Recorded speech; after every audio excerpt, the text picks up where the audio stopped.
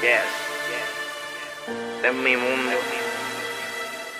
Son historias que hay que contar en una canción. Yeah, no. Dice a él, o se lo digo yo, que soy el nene que te toca, porque tu novio es un idiota. Ya te recibí los platos en la boca. Dile que soy el nene que te vuelve loca, que llega a tu casa y tu cama te alborota. Y no me canso de decir que tu novio es un idiota. Ya te recibí, no te doy un beso en la boca. Oye, dile que soy el nene que te vuelve loca, que llega a tu casa y tu cama te alborota. Me canso de decir que tu novio es un idiota. Wow, qué estúpido, ya no te calienta. Te pintaste el pelo y no se dio ni cuenta.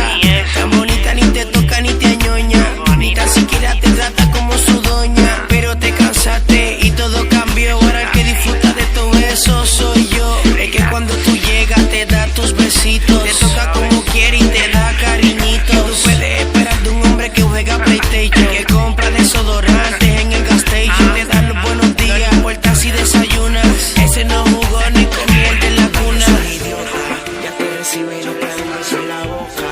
Dile que soy el nene que te vuelve loca, que llega a tu casa y tu cama te alborota. Y no me canso de decir que tu novio es un idiota.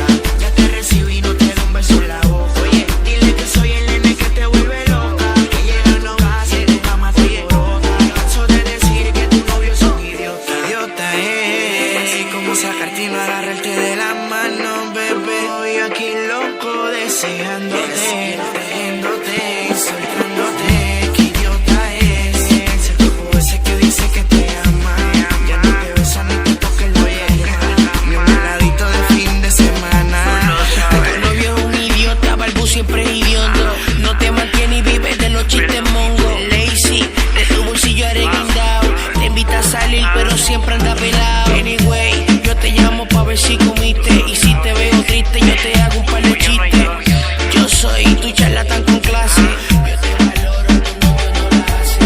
Qué idiota es como sacarte y no agarrarte de la mano, bebé. Voy aquí loco deseándote, viéndote y soltándote.